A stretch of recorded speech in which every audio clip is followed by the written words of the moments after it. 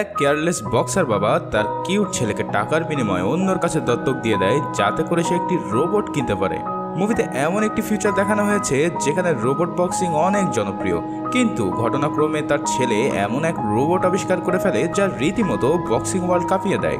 আর শেষে এমন সকল ঘটনা ঘটতে থাকে যা তোমাকে পুরোই অবাক করে দেবে। এছাড়াও এই মুভিতে যে কিউট ছেলেটি রয়েছে তুমি তার মায়ায় পড়তে বাধ্য হবে। বলছিলাম 2011 সালে মুক্তিপ্রাপ্ত action scifi sports movie real স্টিলের কথা। মুভিটি এক কথায় অসাধারণের উপর অসাধারণ, তাই ঝটপট রেডি হয়ে যাও পুরো এক্সপ্লেনেশনটি দেখার জন্য।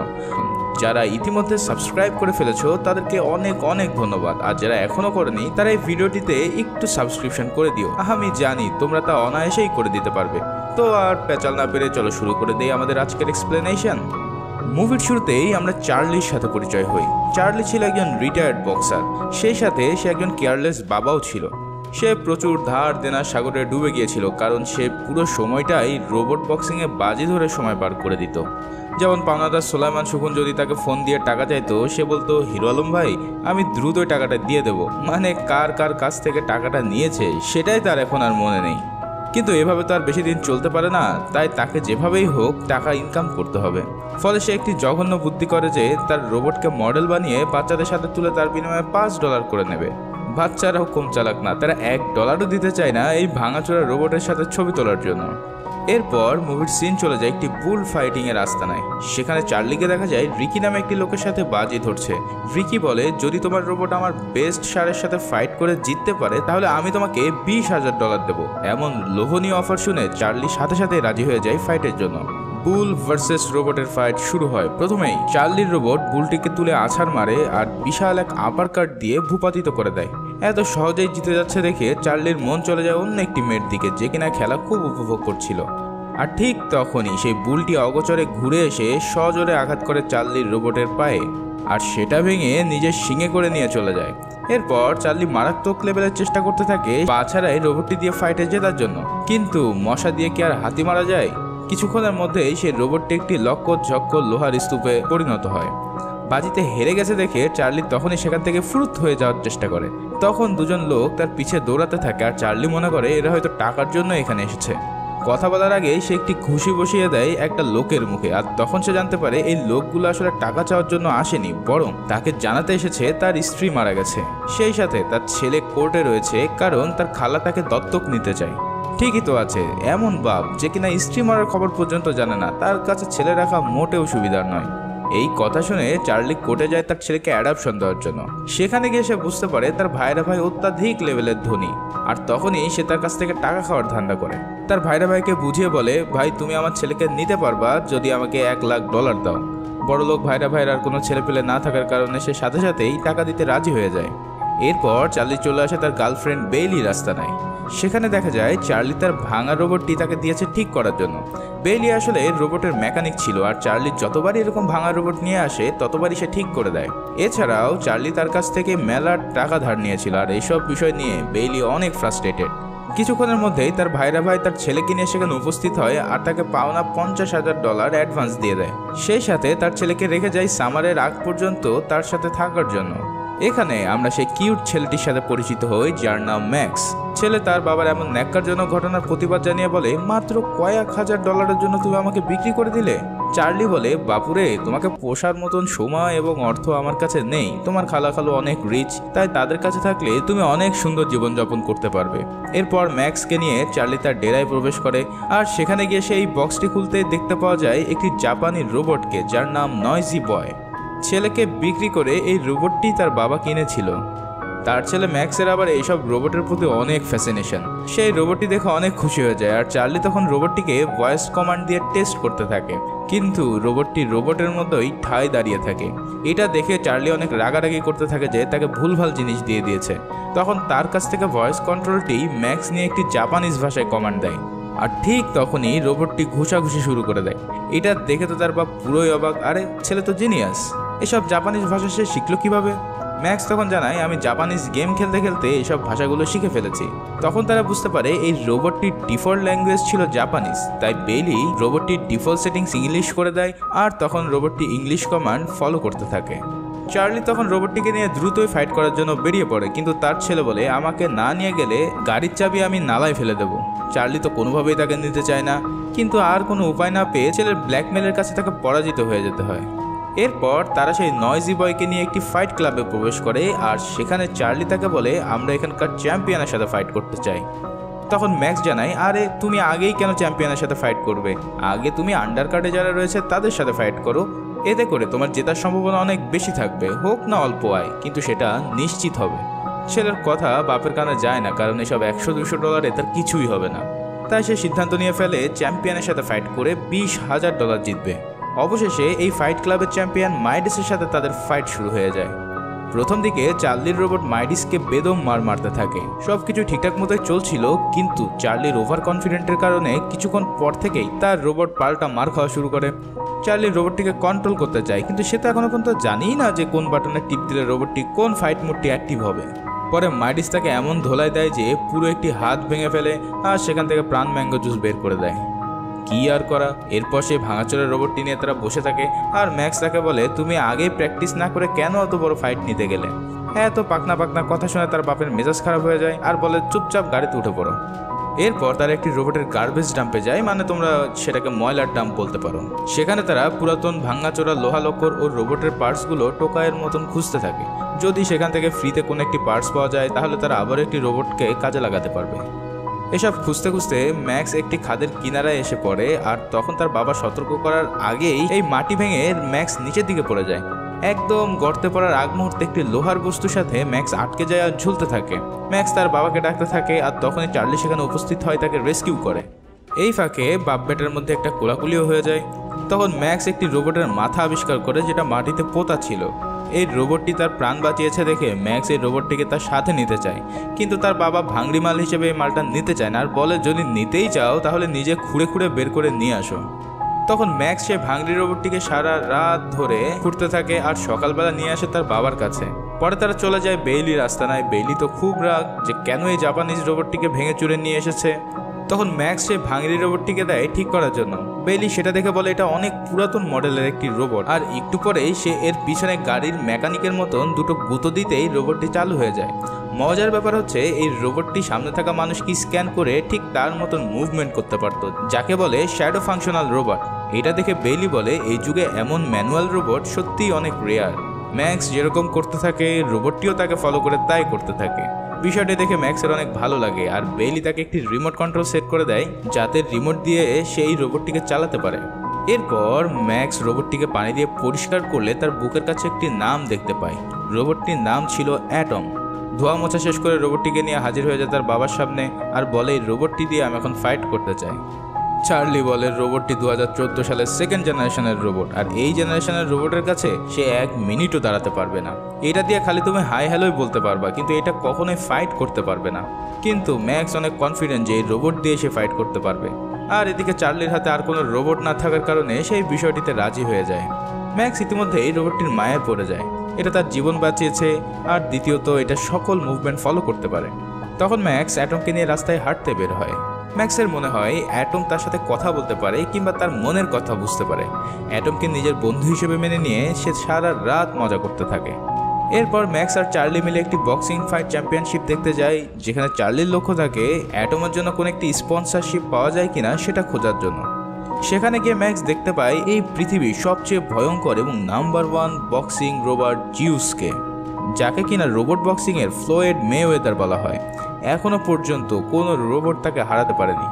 ম্যাক্স তার খুবই বড় একজন ফ্যান, আর সামনাসামনি তাকে দেখার সুযোগ পেয়ে তো সে ভীষণ খুশি। এদিকে চার্লি তার বন্ধুর কাছে গিয়ে হেল্প চায়, কিন্তু তার বন্ধু জানিয়ে যায় যে তোমার বিগত দিনের রিপোর্ট খুবই খারাপ এবং কোনো ম্যাচে তুমি জিততে পারোনি, তাই তোমার রোবটের পিছনে টাকা ইনভেস্ট করা মানে তা জলে ফেলে দেওয়া। ফলে সেখান থেকে তাকে নিরাশ হয়ে আবারও ফিরে আসতে হয়।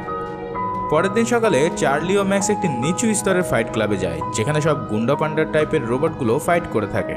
ম্যাক্স কনফিডেন্ট হয়ে একজনের রোবটকে চ্যালেঞ্জ করে, আর সেই লোক ম্যাক্সের এই ওল্ড মডেল দেখে বলে তুমি যদি 1 রাউন্ড পর্যন্ত টিকে থাকতে পারো তাহলে তোমাকে $1000 দেওয়া হবে। ম্যাক্স সাথে সাথে রাজি হয়ে যায়, আর দুজনের মধ্যে ফাইট শুরু হয়।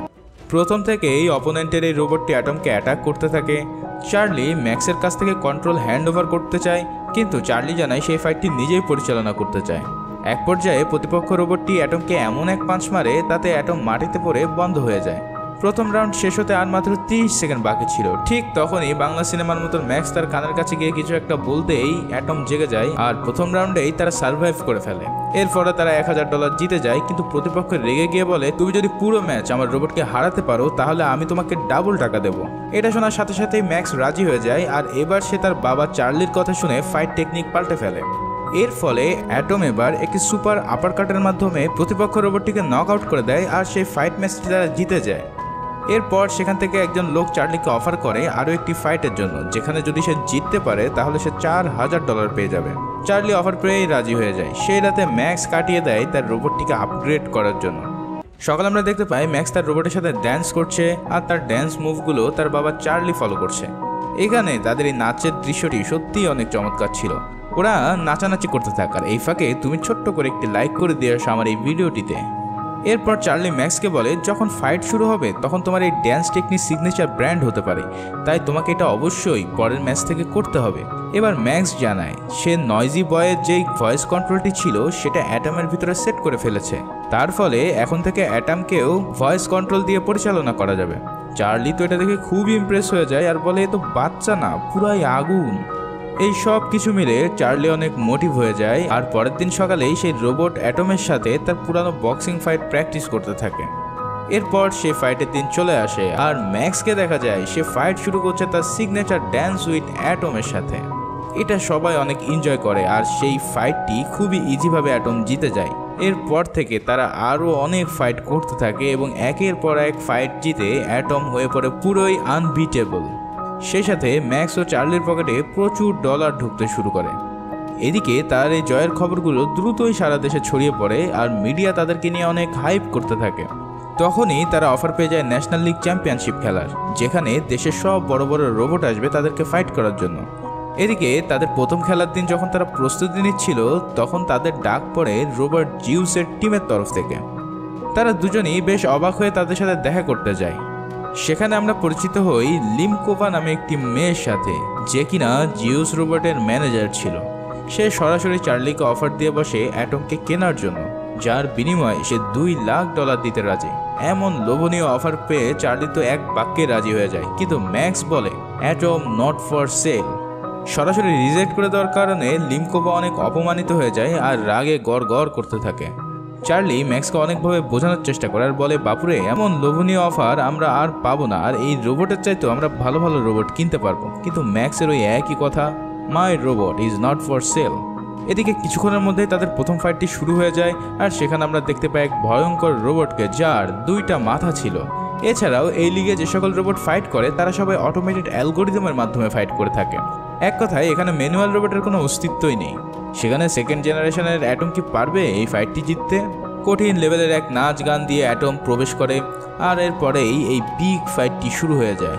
কিন্তু তারা যা ভেবেছিল তার চেয়েও অনেক ভয়ঙ্কর ছিল এই রোবটটি। প্রথম থেকেই অ্যাটমের উপর একের পর এক অ্যাটাক করা শুরু হয় আর কোনোভাবেই তাকে কন্ট্রোল করা যাচ্ছিল না। তাদেরকে যারা কন্ট্রোল করছিল তাদের চেহারাটা একবার দেখে মনে হচ্ছে যে ধোলাই খালের কোনো একটি রোবট এসেছে হাইটেক রোবটের সাথে পাঙ্গা নিতে। ম্যাক্স চিৎকার করে বলতে থাকে, চার্লি, কিছু একটা করো। চার্লি তখন এই রোবটের একটি উইক পয়েন্ট খুঁজে পায় যেটা তার হাতের মধ্যে ছিল। সে তখন টাইম ক্যালকুলেশন করে নেয় আর ফাইট ব্যাক শুরু করে। চার্লির টার্গেট ছিল ওই রোবটের একদম মেন সার্কিট বোর্ডের দিকে, তাই সে বারবার তার বুকে পাঞ্চ করতে থাকে। ফলে রোবটটির সিস্টেম দ্রুতই ক্র্যাশ হওয়া শুরু হয় আর এই সুযোগে চার্লি তাকে একটি রাইট হ্যান্ড আপার কাট দিয়ে রোবটটিকে পুরোই ডিস্ট্রয় করে ফেলে। অবশেষে এক দুর্দান্ত ফাইটের পর অ্যাটমকে বিজয়ী হিসেবে ঘোষণা করা হয়। তখন উপস্থাপকদের কাছ থেকে ম্যাক্স তার মাইকটি কেড়ে নিয়ে দর্শকদের উদ্দেশ্যে কথা বলতে শুরু করে। সে দর্শকদের জানিয়ে দেয় জিউসের টিম অ্যাটমকে কিনতে চেয়েছিল আর সে এবার জিউসকে সরাসরি চ্যালেঞ্জ করে বসে নেক্সট ফাইটের জন্য। বলে কি এই পুচকু, কোথায় হাতের পুল আর কোথায় লিভারপুল? এটা শুনে জিউসের টিম পুরাই ভ্যাপাচেকা খেয়ে যায়। এরপর তারা তাদের ভিক্টরি সেলিব্রেট করতে থাকে, কিন্তু তাদের এই সেলিব্রেশন বেশিক্ষণ স্থায়ী হয় না। তার সেই পুরাতন পাওনাদার রিকি সেখানে চলে আসে এবং চার্লির কাছ থেকে জোরপূর্বক মারধর করে সব টাকা ছিনিয়ে নিয়ে যায়। এই ঘটনার পর চার্লি ভাবে যে তার এই ধরনের অনিয়ন্ত্রিত জীবন তার ছেলের জন্য হুমকির কারণ হতে পারে, তাই সে ম্যাক্সকে তার খালার কাছে পাঠিয়ে দিতে চায়। পরের দিন তার খালার কাছে ম্যাক্সকে রেখে যাওয়ার সময় ম্যাক্স যেতে না চাইলেও চার্লি তাকে এক প্রকার জোরপূর্বক তার সাথে পাঠিয়ে দেয়। আর এর ফলে ম্যাক্স অনেক বেশি দুঃখ পায়।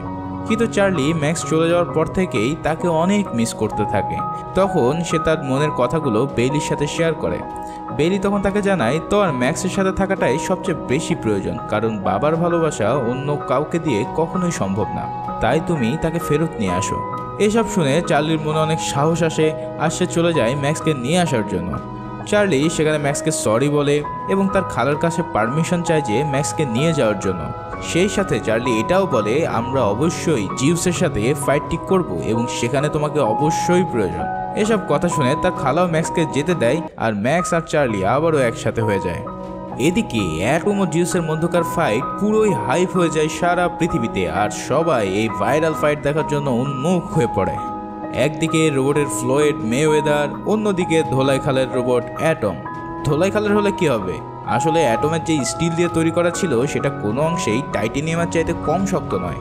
অ্যাটমের বডি শুধু লোহালক্কর ছাড়া এমন কোনো কিছুই নেই যেটা ডিজেবল হয়ে গেলে তার পুরো ফাংশনালিটি ডাউন হয়ে পড়বে, আর এটাই ছিল অ্যাটমের একটি ইউনিক পয়েন্ট। এরপর ফাইট শুরু হওয়ার পালা। প্রথমে অ্যাটম ও ম্যাক্স উপস্থিত হয় তাদের সিগনেচার ড্যান্স মুভ দিয়ে, আর তারপরে জিউস উপস্থিত হয়। জিউস প্রায় 1.5 গুণ ছিল অ্যাটমের চেয়ে, আর সে যখন রিংয়ে ওঠে তখন কোনো রকম না হেঁটে বরং এক লাফ দিয়ে রিংয়ের ভিতরে চলে আসে। এটা দেখে তো চার্লি পুরো ভড়কে যায়, আর এর কিছুক্ষণের মধ্যেই সেই বিগ ফাইটটি শুরু হয়ে যায়। কিন্তু প্রথম 5 সেকেন্ডের মধ্যেই জিউসের একটি শক্তিশালী পাঞ্চে অ্যাটম মাটিতে লুটিয়ে পড়ে। চার্লি যা ভেবেছিল তার চেয়ে কয়েক হাজার গুণ বেশি শক্তিশালী এই জিউস। অ্যাটম কোনো রকম মাটি থেকে উপরে ওঠার সাথে সাথে আবারও পাঞ্চ, এবং এই পাঞ্চের মাধ্যমে আবারও সে নকডাউন। চার্লি কি করবে ঠিক বুঝে উঠতে পারছিল না। অ্যাটম আবারও কোনো রকম উঠে পড়ে, কিন্তু জিউস তাকে অ্যাটাক করতেই থাকে এবং আবারও একটি পাঞ্চ মেরে নকডাউন করে দেয়। কোনো উপায় না দেখে চার্লি তখন অ্যাটমকে কর্নারে নিয়ে যায় আর এই রাউন্ডটি কোনো মতে টিকে থাকার জন্য কমান্ড দেয়। কিন্তু তখনই চার্লির সুযোগ বুঝে জিউসকে একটি রাইট আপার কাট মেরে দেয়, আর এটা দেখে পুরো দর্শক হতবাক হয়ে যায়, কারণ এখনো পর্যন্ত কোনো রোবটের ক্ষমতা হয়নি জিউসের গায়ে একটি আঁচড় দেওয়ার। আর এই মারাত্মক লেভেলের আপার কাট খেয়ে জিউসের ফাংশন কিছুটা নষ্ট হয়ে যায়, আর এই সুযোগেই চার্লি তাকে কাউন্টার অ্যাটাক করতে থাকে। জিউসের টিমের সবার মাথা পুরো খারাপ হয়ে যায়, আর তখনই তারা আবারও ফাইটে ব্যাক করে। আর এবার অ্যাটমকে কর্নারে নিয়ে যেয়ে জিউস ধবল ধোলাই করতে থাকে। রাউন্ড শেষ হতে আর মাত্র 10 সেকেন্ড বাকি ছিল, কিন্তু এরই মধ্যে অ্যাটম প্রায় বিধ্বস্ত হয়ে পড়ে। অবশেষে ফাইনাল পাঞ্চ করার আগেই রাউন্ডটি শেষ হয়ে যায়। এরপর দ্রুত চার্লি ও ম্যাক্স রিংয়ের মধ্যে গিয়ে অ্যাটমের বডি পার্টস ঠিক করে দেয়। তারপর শুরু হয় দ্বিতীয় রাউন্ড, কিন্তু এরই মাঝে অ্যাটম কোনোভাবেই সার্ভাইভ করতে থাকে। পরের রাউন্ডগুলো থেকে অ্যাটম অ্যাটাক করা শুরু করে, আর মাঝে মাঝেই সে জিউসের পুরো থোবড়া উড়িয়ে দিতে থাকে। এভাবেই এই রুদ্ধশ্বাস ফাইট ম্যাচটি চতুর্থ রাউন্ডে এসে পড়ে। আর এই রাউন্ডে জিউসের একটি আঘাতের কারণে অ্যাটমের ভয়েস কন্ট্রোল ডিভাইসটি নষ্ট হয়ে যায়, ফলে অ্যাটম আর ভয়েস কমান্ড শুনে রেসপন্স করতে পারে না। এই সুযোগে জিউস অ্যাটমকে এমন ড্রিলিং করতে থাকে যে তার ভিতর থেকে পুরো ধোঁয়া উঠিয়ে দেয়। ভয়েস কমান্ডটি নষ্ট হয়ে যাওয়ার ফলে ম্যাক্স তখন চার্লিকে বলে তুমি অ্যাটমের সাথে শ্যাডো ফাইট করো, কারণ তুমি একজন রিয়েল বক্সার, তুমি যা করবে অ্যাটম ঠিক সেভাবে অ্যাটাক করবে। চার্লি তখন রাজি হয় না, কিন্তু ম্যাক্স তার কাছে সাহায্য ভিক্ষা চাইলে চার্লি রাজি হয়। ম্যাক্স তখন অ্যাটমের শ্যাডো ফাইট মোড অন করে দেয়, আর সর্বশেষ রাউন্ড শুরু হয়। এবার প্রথম থেকেই জিউস এই বিধ্বস্ত অ্যাটমের উপরে অত্যাচার করতে থাকে, আর চার্লি শুধুমাত্র ডিফেন্স করতে থাকে। এরকম মার খাওয়া দেখে ম্যাক্স চার্লিকে বলে প্লিজ ফাইট ব্যাক করো, ওকে মারো। চার্লি তখন বলে নট ইয়েট, মানে এখনই না। আসলে চার্লি অপেক্ষা করছিল জিউসের পাওয়ার লেভেল কমিয়ে আনা পর্যন্ত, ফলে একটানা এত ফাইট করতে গিয়ে জিউস কিছুক্ষণের মধ্যেই তার পাওয়ার ডাউন করে ফেলে আর সে কোনো অ্যাটাক করতে পারে না। ঠিক তখনই চার্লি বলে এইবার সময় এসেছে ফাইট ব্যাক করার, আর এরপরেই সে ফাইট করা শুরু করে দেয়। চার্লি এবার নিজের বক্সিং খেলার মতন পাঞ্চিং করতে থাকে, আর সেটা দেখে অ্যাটম সে পাঞ্চ এবং মুভ ফলো করতে থাকে। বিশ্বাস করো, এই মুভির স্ক্রিপ্টটি লিখতে আমার 2 দিনেরও বেশি সময় লেগেছে, কারণ এই মুভির সিনগুলো এত ইমোশনাল এবং এত আনন্দের ছিল যে আমি বারবার স্ক্রিপ্ট লেখাগুলো ফেলে শুধু সিনগুলোই দেখছিলাম। সেই সাথে এই মুভির যে ব্যাকগ্রাউন্ড মিউজিক ছিল, উফ, জাস্ট ওয়াও। তাই তোমাদের সবাইকে রিকমেন্ড করব পুরো মুভিটি একবার হলেও প্লিজ দেখে নিও। কথা দিচ্ছি মুভিটি দেখার পর তুমি আনন্দে কাঁদতে বাধ্য হবে। চার্লির পারফরমেন্স দেখে ম্যাক্স আনন্দে কেঁদে ফেলে আর চার্লি তার নিজের সব অভিজ্ঞতা দিয়ে একের পর এক আপার কাট, জ্যাব, বডি শট দিয়ে পুরো ডিস্ট্রয় করে দিতে থাকে। এইসব দেখে জিউসের টিমের প্রধান এসে ম্যানুয়ালি অপারেট করা শুরু করে, কিন্তু তাতে খুব একটা বেশি ফল আসে না, কারণ অপর প্রান্তে রয়েছে চ্যাম্পিয়ন চার্লি। আর সর্বশেষ একটি অ্যাটমিক আপারকাট দিয়ে প্রথমবারের মতন জিউসকে নকডাউন করে দিতে সক্ষম হয় অ্যাটম। তবে কিছুক্ষণের মধ্যে জিউস আবার উঠে দাঁড়াতে সক্ষম হয়, কিন্তু অ্যাটম আবারও জিউসকে অ্যাটাক করতে থাকে আর এরই মধ্যে ফাইনাল বেল বেজে ওঠে। এমন পারফরমেন্স দেখে পুরো স্টেডিয়াম অ্যাটম অ্যাটম বলে চিল্লাতে থাকে। কিছুক্ষণের মধ্যেই ফাইনাল রেজাল্ট চলে আসে এবং আকস্মিকভাবে এই ম্যাচটি জাজদের বিচারে জিতে যায় জিউস।